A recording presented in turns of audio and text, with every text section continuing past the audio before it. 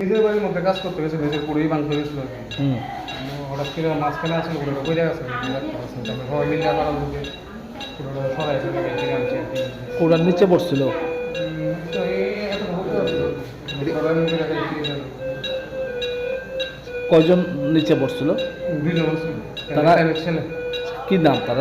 এর নাম হচ্ছে প্রদীপ চন্দ্র, আর ছেলের নাম হচ্ছে কমল চন্দ্র, সঠিক নাম বলতে পারছি না। এখন প্রদীপবাবুর অবস্থা কীরকম?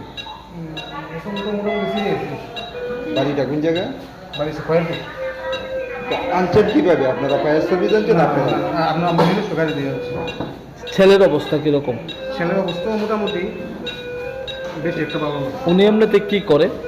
মানে গৃহস্থী নিজের ক্ষেত্রে মারতে